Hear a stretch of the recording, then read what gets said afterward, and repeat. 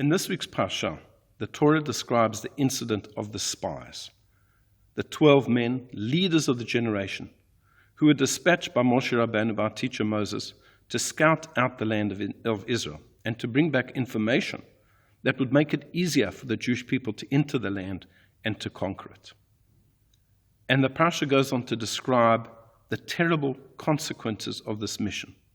10 of the 12 spies come back. This excludes Joshua, representing the tribe of Ephraim, and Caleb, representing the tribe of Yehudah.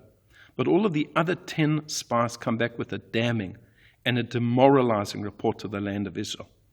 It is a land that contains very fierce inhabitants, giants no less.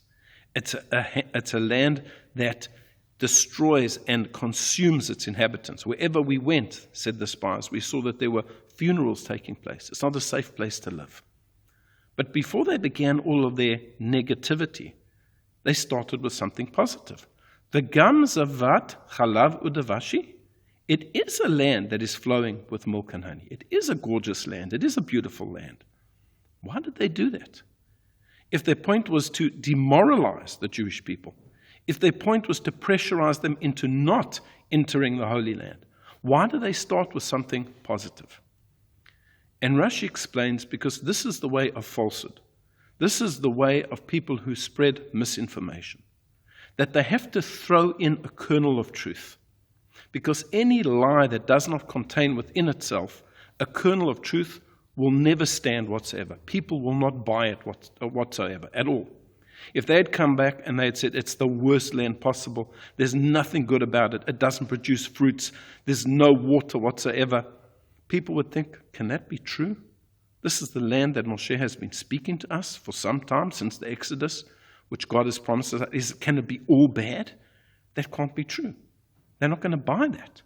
And therefore they threw in a little bit of truth. And this is what we're seeing today in the social media era of disinformation and fake news. There is so much of it on the internet that even good, trusting, decent people believe some of the fiction that is portrayed as facts.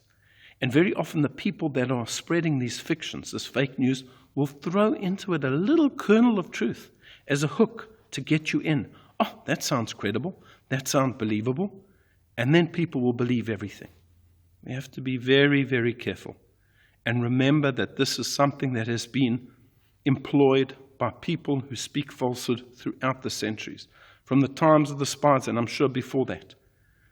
That not everything that appears to be credible and true is true. It may contain a kernel of truth, but ultimately it is falsehood. We have to be very careful with that which we read, that which we see on the internet, because it may appear to be true, but it can be complete falsehood. I wish you a Shabbat Shalom.